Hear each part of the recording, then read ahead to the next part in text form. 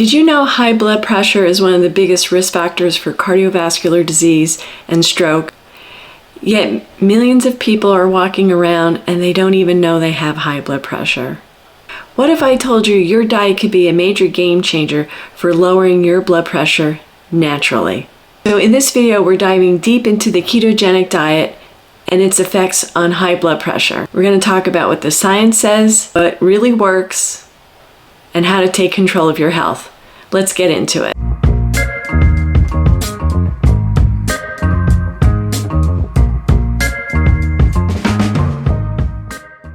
So what is normal blood pressure? Let's take a look at that first. It's measured by two numbers. The top number called your systolic pressure. That is the pressure when your heart beats. Next is the lower number. That's your diastolic pressure. That's the pressure in between beats. A normal blood pressure is less than 120 over 80 millimeters of mercury. But what happens when those numbers start creeping up? Let's look at it. American Heart Association classifies blood pressure in these categories. Normal, less than 120 over 80. Elevated is if you have the systolic of 120 to 129 over less than 80.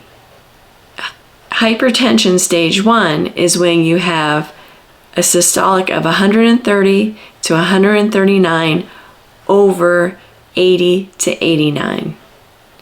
Hypertension stage 2 is when you have blood pressure of 140 or higher over 90.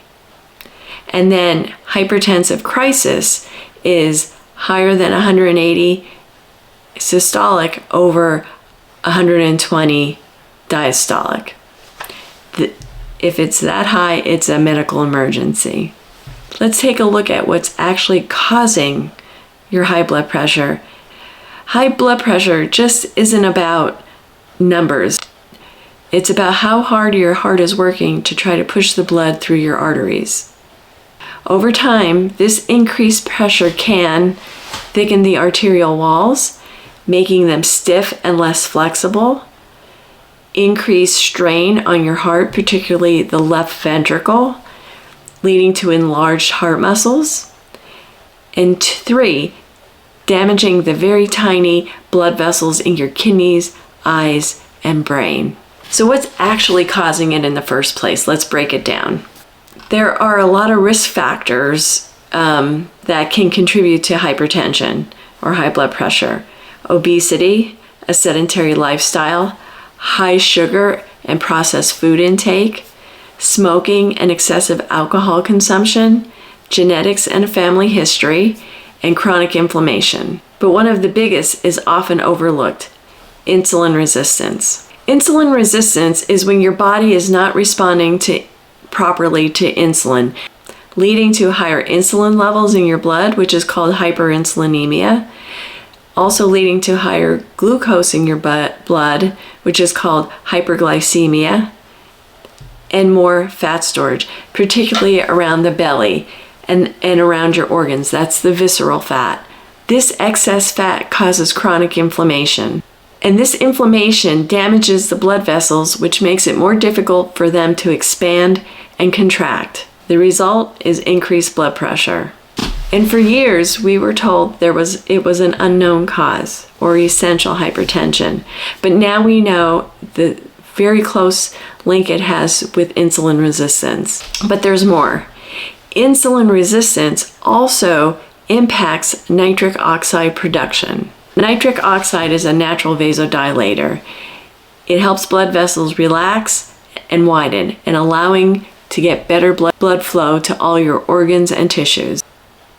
When insulin resistance develops, the production of nitric oxide is impaired, leading to stiff arteries and higher vascular resistance. This means your blood vessels can't expand properly, and so then your heart has to work much harder to circulate blood, ultimately driving up your blood pressure. So how does the ketogenic diet help with this? Well, let's take a look at it.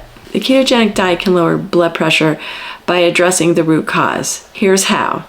It improves insulin sensitivity. Lower insulin means lower sodium retention and better fluid balance. It also restores nitric oxide production.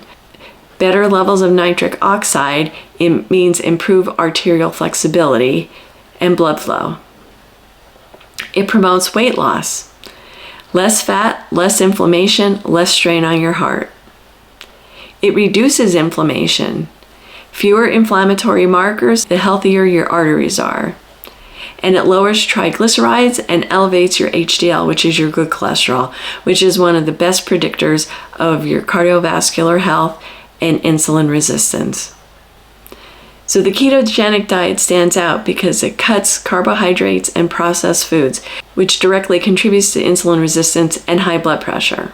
Many studies show that a low carbohydrate diet or a ketogenic diet leads to greater improvements in blood pressure compared to low-fat diets. One thing to keep in mind is that when you go on a low-carb diet or a ketogenic diet, your body flushes out a lot of sodium, and with that comes a lot of water, and you may experience lightheadedness or dizziness. That's why it's important to your doctor, let them know that you're going to be trying a low-carb diet. That usually goes over better than a ketogenic diet. Let them know when you're starting it, because you could need a medication adjustment as within the week. That's how dramatic it can have an impact on your blood pressure. The problem? Too little salt. Now, you've been told not to use salt when you have high blood pressure, but now because you're not eating all those carbohydrates, your body is not going to retain sodium anymore, and you're going to be eliminating fluid. Your rings are always loose. My rings are always flying off my fingers. So you need to bring salt back into your diet. This is why it's crucial to get enough electrolytes, especially sodium, potassium, and magnesium, to keep your blood pressure stable and your energy levels high. So what are some of the complications of untreated or sustained high blood pressure? Stroke and heart attack, kidney failure, vision loss, dementia, and cognitive decline. So we want to address the hypertension, but even more importantly, we want to address the insulin resistance. And that's why it's important to take action now and get your blood pressure under control. So what have we learned? The ketogenic diet is an effective tool to lower blood pressure by improving insulin sensitivity, restoring nitric oxide, reducing inflammation, and promoting weight loss. But remember, when on the ketogenic diet, electrolytes matter and getting enough sodium is key. And I'm emphasizing that point because if you've had hypertension, they probably had you on a low salt diet. If you found this video helpful, please give it a thumbs up and share it with someone that you know who has high blood pressure. Give them the information they need. You're not hearing this from your doctor. We're hearing low sodium, low fat diet. That works. For me, it worked temporarily, right? Everybody gains the weight back because we're not getting enough nutrients. We're not satiated. With the ketogenic diet, it works. It addresses the root cause, insulin resistance. And don't forget to subscribe for more science-backed health tips.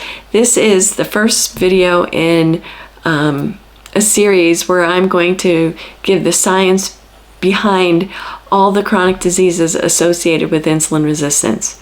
Thanks for being here. Take care of your health. Stay in ketosis.